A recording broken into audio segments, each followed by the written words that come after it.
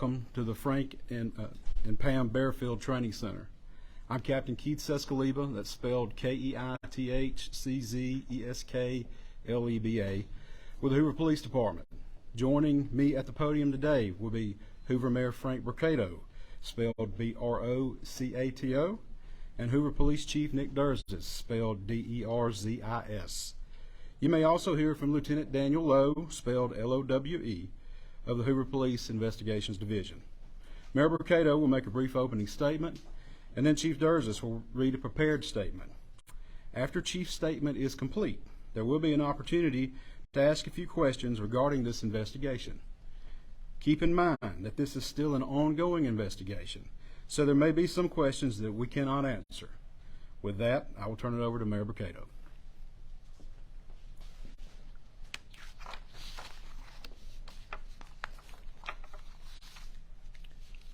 Thank you and good afternoon for you all coming today. You know, 6 days ago our community learned about the disappearance of Carlee Russell, and it sent fear and pandemonium not just through our city but the entire state and the nation as well. The media quickly joined us to get the word out about Carlee. Our community sprung into action and they organized search parties, arranged prayer vigils, and they took other steps that I'm not even aware of to help in this situation. The Hoover Police Department quickly rallied multiple partner agencies, stopping at nothing to find Carlee. I'd like to take this time to say thank you first to the Hoover Police Department, our partner agencies, our wonderful community, and to all those that aided in some way in connection with this situation. As the days have gone on and more information has been shared, we know everyone has questions. The Hoover Police Department is known for being very methodical and thorough with their investigations. For that reason, we did not feel comfortable speaking in detail publicly until now. It is important that we share this information now so that our community can be put at ease. So at this time, I'll turn the microphone over to Hoover Police Chief Nick Derzis. Thank you. Thank you, Mayor. Thank everyone for being here today. Besides me stands the team who played a significant role in this investigation. I want to thank our department, members of surrounding local law enforcement agencies, the FBI, Secret Service, United States Marshals, and ALEA for their assistance in this case. We said from the evening of July 13th, our focus would be the safe return of Carlee Russell. That occurred on Saturday, July 15th, approximately 49 hours after she called 911 and disappeared. From that point, our focus has been to determine Carlee's whereabouts during that time and what exactly took place. Let me say up front, this investigation is not over.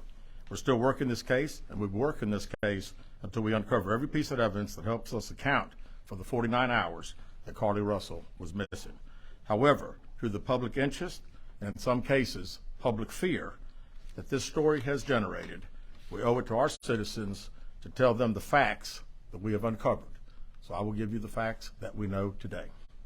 On July 13th, at approximately 8:20 p.m., Carlee left work from a business at the Summit. Surveillance video from her place of employment shows Carlee concealed a dark-colored bathrobe, a roll of toilet paper, and other items belonging to the business prior to her departure. She ordered food from Tzatziki's at the Colonnade and traveled there. She then traveled to Target on 280, where she purchased some granola bars and Cheez-Its. From there, she remained in the parking lot at that shopping center until 9:21 p.m. when she drove to I-459. Carlee communicated on her cell phone with individuals known to her while on her path of travel up to the point of calling 911 at 9:34 p.m. And at this time, we will play the 911 call in its entirety.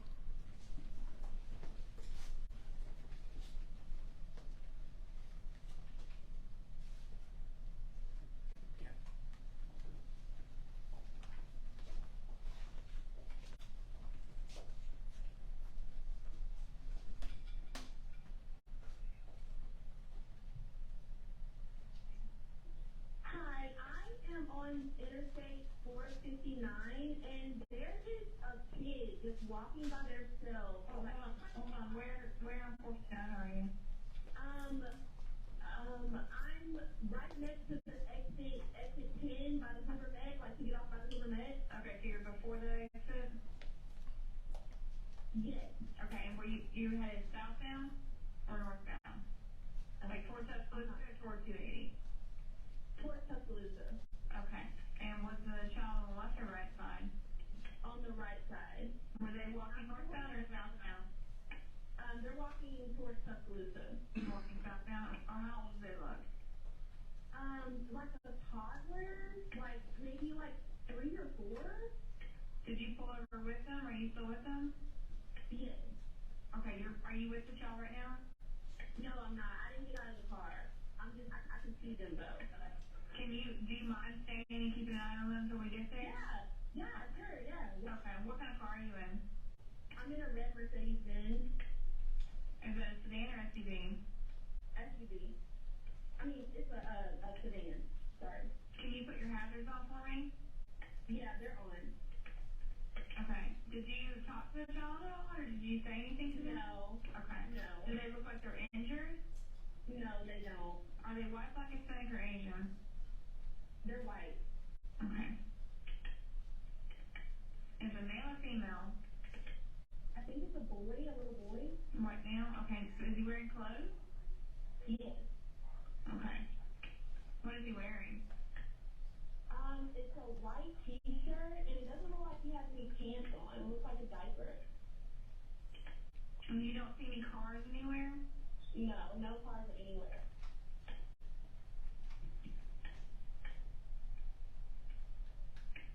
Okay. All right. What's your name? My name is Carlee Russell. And you don't see any injuries on the child from where you're at, correct? No, but I can't really see them that good. Okay. Try to keep an eye on them for the best you can, because I don't want you to lose track of them. Okay. All right. And do they have shoes on? No. Shoes? Not that I can see. I can't really see that. Look. Okay. All right. I've got them on the way, okay? Just try to keep an eye on them, but officers are on the way, okay? Okay, thanks. Thank you. Okay, bye. Carlee called a relative after speaking with the 911 operator. She went missing during that conversation sometime after 9:36 p.m. Traffic camera footage was obtained which depicted this portion of the incident, and that footage was analyzed as part of the investigation in conjunction with the 911 call and cell phone data to accurately determine the time frame. Carlee's 911 call remains the only report of a child on the interstate, despite numerous vehicles passing through the area at that time. No one has called to report that a child is missing, and the Hoover Police Department did not locate any evidence of a small child walking down the interstate. Data from Carlee's phone, including her Life 360 app, shows that she traveled approximately 600 yards in her vehicle while she was on the phone with 911, stating that she was following a child. 600 yards. That is 6 football fields straight. 600 yards. The Hoover 911 Center received a second call from Carlee's mother stating that a relative was on the phone with her when they heard Carlee scream, and then they had an open phone line.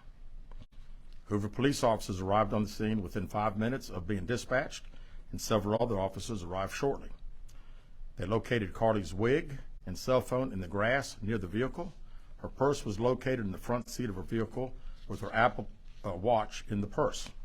The food she ordered for Tzatziki's was also in the car.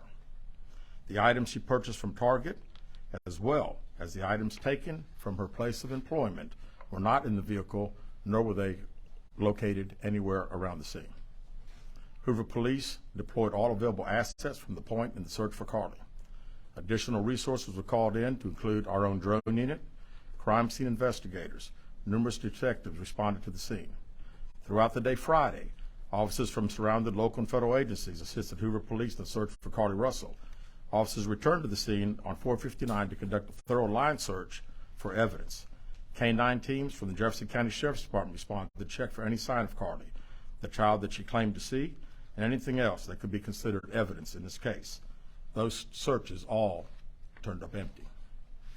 Private citizens, including search parties organized by her family, friends, began looking everywhere that they could to find any trace. These searches took place throughout the day Friday and again on Saturday, yielding nothing. At 10:44 p.m. on July 15th, the Hoover 911 center receives a call from Carlee's residence stating that she returned home on foot. In subsequent investigations, detectives obtained surveillance footage of Carlee walking down the sidewalk alone prior to her arrival at her residence. She was conscious and speaking with paramedics when she was transported to UAB. Detectives were able to obtain a brief statement from her prior to being treated and released. During the statement, she told detectives that while traveling down the interstate, she saw a baby walking down the side of the road and called 911. She stated when she got out of her vehicle to check on the child, a man came out of the trees and mumbled that he was checking on the baby. She claimed that the man then picked her up and she screamed. She stated he then made her go over a fence. She claims he then forced her into a car, and the next thing she remembers is being in the trailer of an 18-wheeler. She stated that the male was with a female. However, she never saw the female, only hearing her voice. She also told detectives she could hear a baby crying. She told detectives the male had orange hair with a big bald spot on the back. She said she was able to escape the 18-wheeler and fled on foot, only to be captured again and then was put in a car.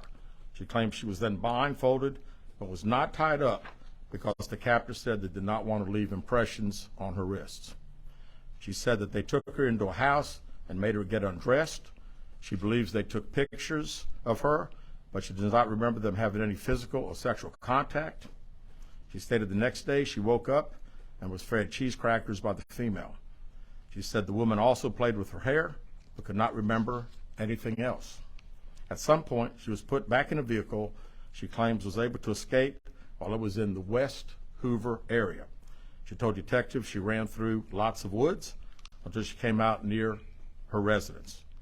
During this interview, detectives noted that Carlee had a small injury to her lip, and she claimed that her head was hurting. She also had a tear in her shirt.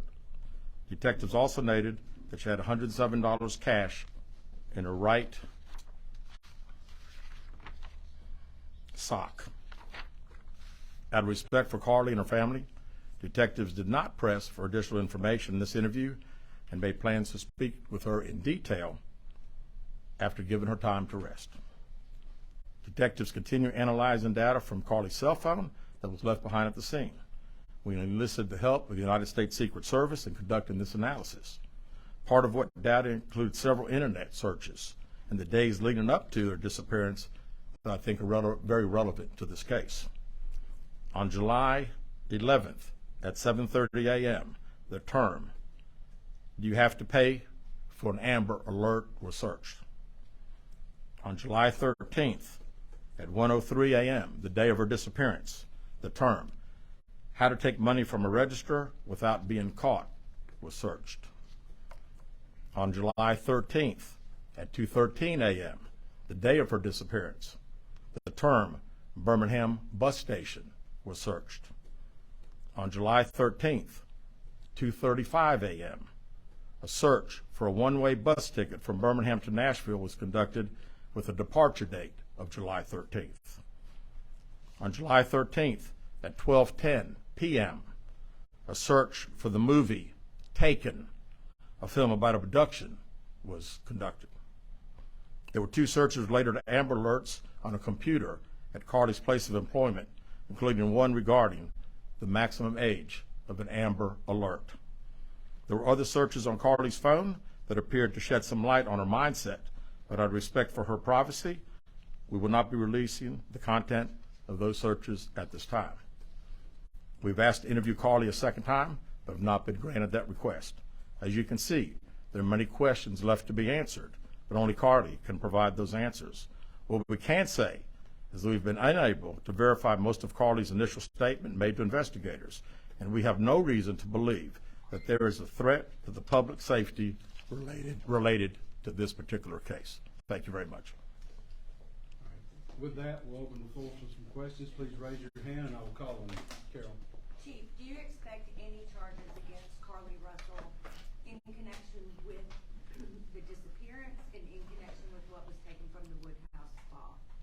right now, our focus is to determine those 49 hours, so the investigation continues. So to be perfectly honest with you, that hasn't even entered our mind or been discussed. One more question. Is it surprising to you that the family has not been cooperative in returning to be questioned? Well, I think the family has stated to us that they didn't think that in her mental state right now, because of trauma of the incident, that she's not ready to talk, is what we've been told. Go ahead, sir. Yeah, question for Chief. You stated that the abductor had orange hair. Was this abductor black male? Was the female black female, white female? I believe it's a white male. Am I correct by saying that? Was it ever? Yes, yeah, white male. Is this alleged abductor yet on loose in the Hoover area? Don't believe so. Yes, ma'am. Chief Ruby Dion, WBRC, has a toxicology report been done, and were any drugs or illegal substances found in her system? We have no report of that. Is any indication of mental illness in this case? Not that I'm aware of. Lisa. There's been a concern in the community that if this turned out not to be a true story, that the next time a young woman of color was missing, that it might not be taken seriously. How would you respond to that? I'd respond to say that we investigate every crime to the fullest, just like we have this one. Right here. Was she traveling with anyone? Excuse me. Was she traveling with anyone since the time she disappeared, to your knowledge? And not to my knowledge. Right here. Chief, I know you said you weren't able to verify a lot of aspects of the story. Where do you think she went, and how would you characterize what happened here? You know, that's the $100 question. You know, we pretty much know exactly what took place from the time she left work until she got on the 911 call, and we can see getting out of the car on the interstate from that footage. And after that, I think she only knows. We don't know. Well, one quick follow-up. Her parents. Did you speak with Carlee's parents, and why do you think it is they were so adamant that there was an abductor? Yeah, I think parents are believing what their daughter's saying, and we've had a very good rapport with the parents, met with them on several occasions. I've talked to them today a few times, and to make them understand that we're under pressure from our community, not only in our community of the state, but nationally when the story hit. And I just wanted them to understand that today we were going to have a press conference, and what we were going to detail today are facts. And everything that I've told you today is actual facts. It's not innuendos. It's not what I think. It's not what these detectives think. It is the factual information that we have. Chief Ajay Robinson, WBRC, how much time do you think you'll give the family before going back to Carlee for sentencing? Well, I think our detectives have talked to the parents, and we're ready. We're ready to talk as soon as she's ready. So, you know, she called right now. We're ready. You've had one word to describe what went on. What would that word be? How about unknown? You know, we know the facts that we have. Everything else is unknown at this time. In the back.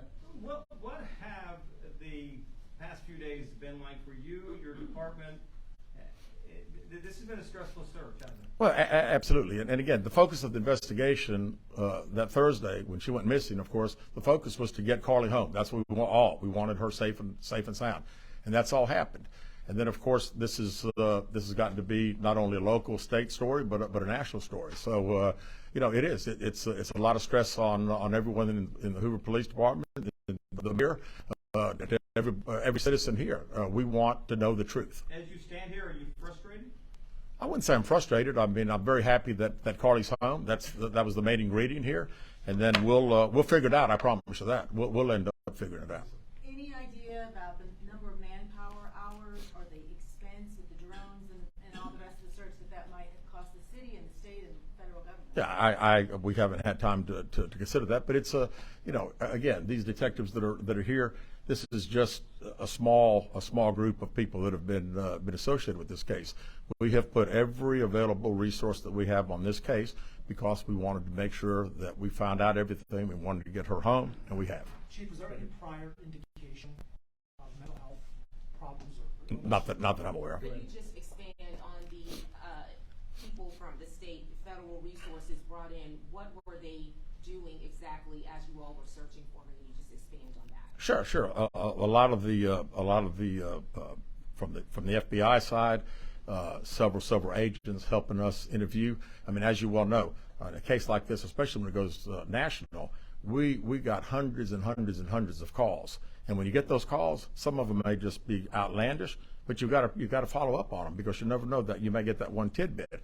And I'd also say too that we had a great cooperation with the family. The family received hundreds and hundreds of tips, and every time they got a tip, they sent it to us. Would you say a crime has been committed No, in this case? we have not determined that. No. Keith Mims, WAGG 610 Summit Media. Question for Chief. With all the searches that you mentioned, Chief, that were on Carlee's phone, does that kind of give you an indication of her mind state during this ordeal, the 48 hours that she went missing? Well, again, we want to talk in facts, and I do think it's highly unusual to the day that someone gets kidnapped, that 7 hours, 8 hours before that they're searching the internet, Googling the movie Taken about an abduction. I find that very, very strange. Yes. Yes. Do you feel confident, do your investigators feel confident that you know why Carlee Russell may have done this? No, we do not know. Absolutely not. Chief, can you explain for us, you mentioned that while I believe you said Carlee was on the phone with 911, she was traveling 6 football fields, which tells you what? Which tells me that I've had kids, and I'm sure a lot of people here have, and it's very, very, again, she said it, and I'm not saying it couldn't happen, because I've always been one of these guys, never say never, but 6 football fields. I like athletics, I like football. 6 football fields. To think that a toddler, barefoot, that could be 3 or 4 years old, is going to travel 6 football fields without getting in the roadway, without crying, without any just moving down, it's just very hard for me to understand. Chief, have you used any technology to enhance that video from 459, and did you see a man grab her? We did not see, from what we can tell, we don't see anybody on the interstate other than her car and then someone getting out of her driver's side. We have sent that off to the FBI for enhancement. It has not been returned.